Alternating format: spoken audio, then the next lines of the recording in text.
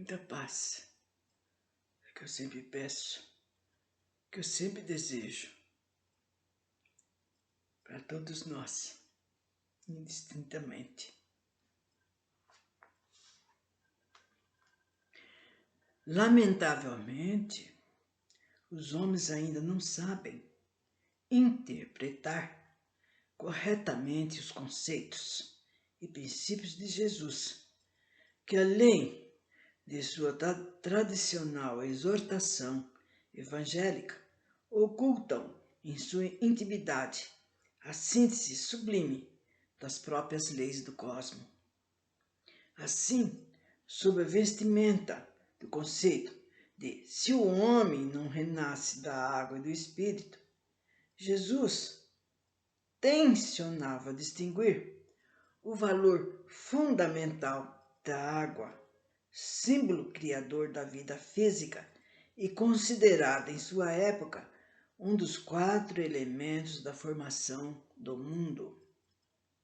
Aliás, a própria Gênese enuncia que o Espírito de Deus era levado e flutuava sobre as águas, ainda destacando a água como o principal fundamento criador da natureza material.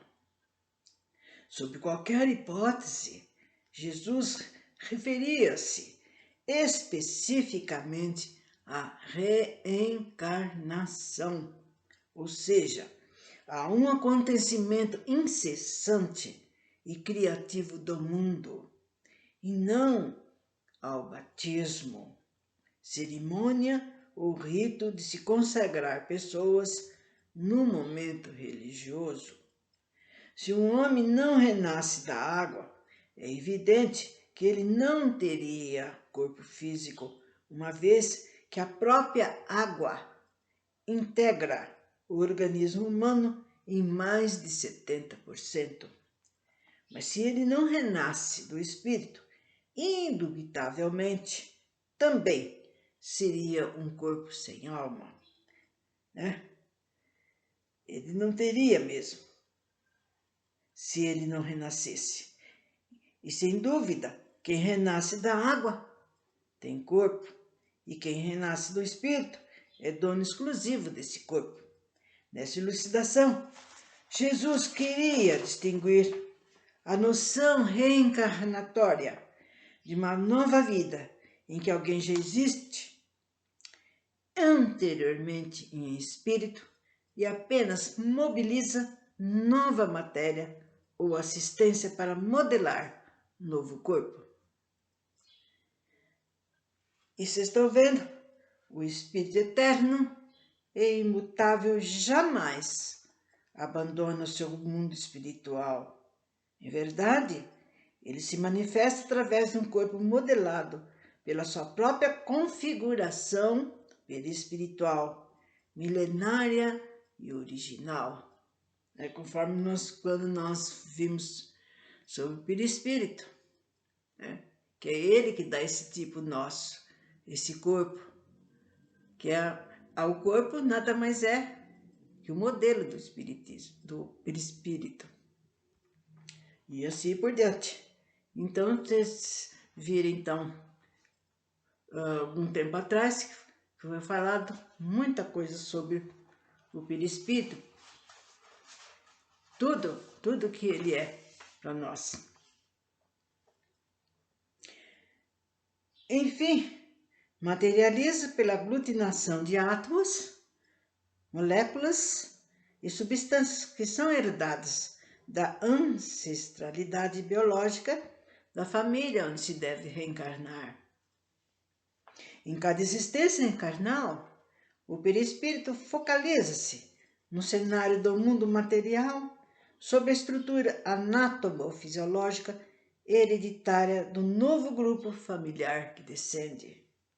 A contextura do perispírito, então, lembra o arcabouço para construir importante edifício, o qual sempre permanece o mesmo, seja qual for o aspecto exterior e as divisões interiores, conforme os padrões tradicionais modernos.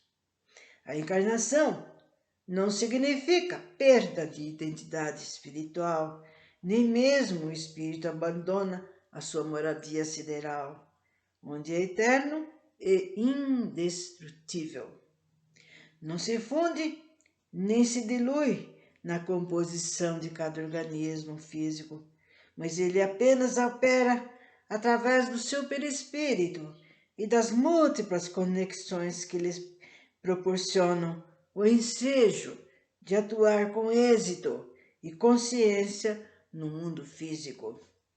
A entidade espiritual, nessa diminuição vibratória, vai confeccionando os elos necessários para atuar coerente e eficientemente em cada campo subsequente, mas movimentando seu corpo carnal sem abandonar o mundo espiritual de onde se originou.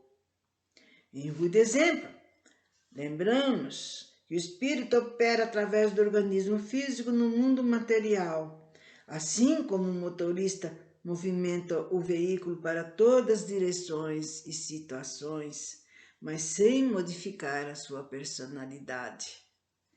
O espírito atua aí na Terra, à guisa do escafandrista que desce ao fundo do rio, a fim de realizar proveitosamente uma tarefa difícil, como a de extrair da ostra bruta e feia a pérola translúcida e valiosa. Nesse mistério, precisa olvidar as minúcias da verdadeira vida que deixa a superfície e necessita mobilizar toda sua atenção e vigilância no mundo físico para melhor adaptar-se ao meio transitório e perceber de modo sensato a fenomenologia terrena, a qual deve ativar a sua conscientização na vida carnal. O homem não precisa morrer carnalmente para sobreviver em espírito. Assim como o escafandrista permanece o mesmo indivíduo, quer operando com dificuldade no fundo do rio, ou quando está livre na superfície, inspirando oxigênio puro e usufruindo do colorido natural e atraente das flores. O espírito humano também é sempre a mesma entidade, quer seja encarnada ou desencarnada. A morte física é tão somente desligamento ou interrupção de um serviço, quando se parte as conexões que comunicam a verdade, o desejo e o poder do espírito sobre o seu corpo carnal. Em suma, o corpo que é nascido de carne continua sendo a própria carne, enquanto o espírito, que é preexistente e sobrevivente ao corpo, permanece o mesmo espírito sem qualquer modificação em sua essência íntima.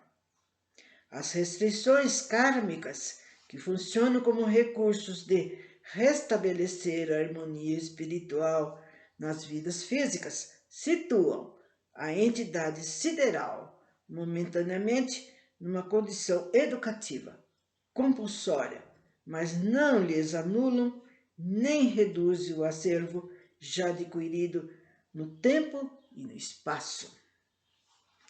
O Mestre Jesus comunica nessa constituição evangélica quanto ao poder ilimitado do espírito, que ao adquirir e ampliar a consciência de si mesmo, ele também passa a dispor dos seus poderes divinos incomuns.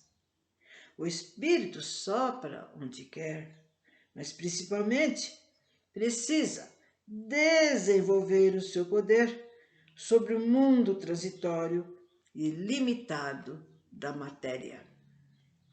Deste modo, ele se capacita para aplicar os seus poderes microcósmicos, tanto quanto também puder abranger maior amplitude da área cósmica na sua ação individual. Subentende-se que o reino de Deus está no próprio homem.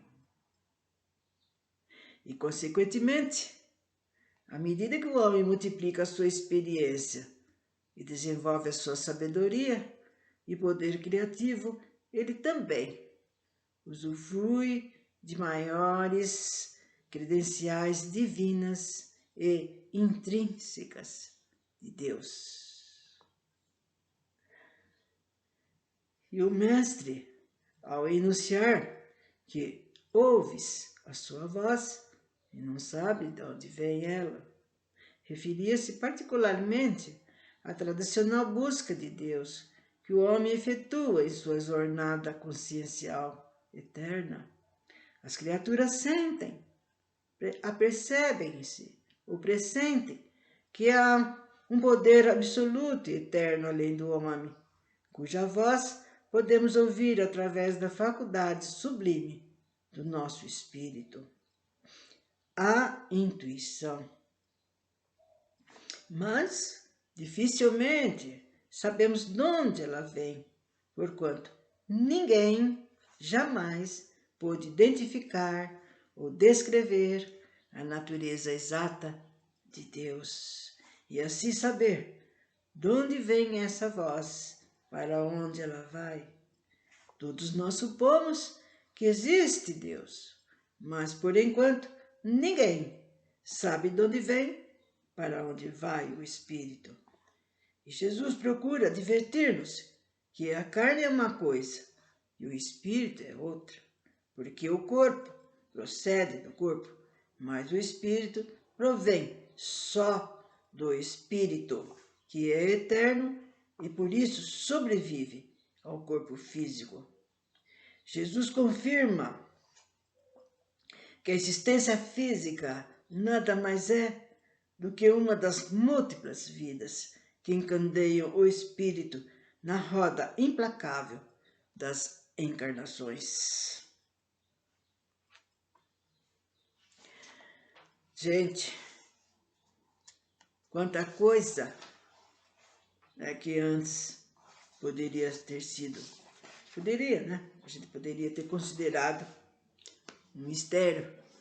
Vocês vejam quantas coisas são trazidas à tona, como se estivesse lá no fundo, né, da água, do rio ou do mar, até chegar a hora dele aparecer, né? Como são essas terras que vão agora voltar à tona. Umas vão descer, outras vão subir. É a mesma coisa, estão esperando a hora própria, a hora necessária, porque para tudo tem essa hora.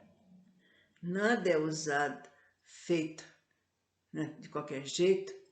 Tudo tem o seu preparo, tudo tem a sua organização.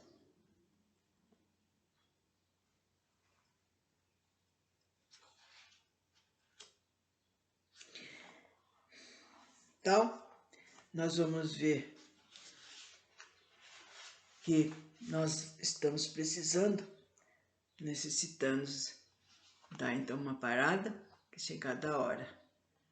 Esperamos que o que tem sido falado tenha sido bom, tenha estado de acordo com aquilo que nossos amigos estavam desejando, estavam precisando. Que, como falei, a vida está tendo muitas dificuldades, muitos correndo com problemas, esses problemas todos de saúde que estamos enfrentando, as dificuldades, os desempregos, e também as violências, continuando cada vez mais.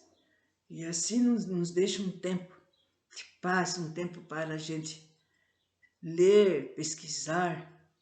E peço então, espero também, que nosso amigo ou amiga que esteja necessitando tenha obtido algum sucesso ou resolvido algum problema com relação a essa parte da espiritualidade. Pelo menos estamos sabendo que nós somos eternos e que nós temos um caminho à frente a seguir.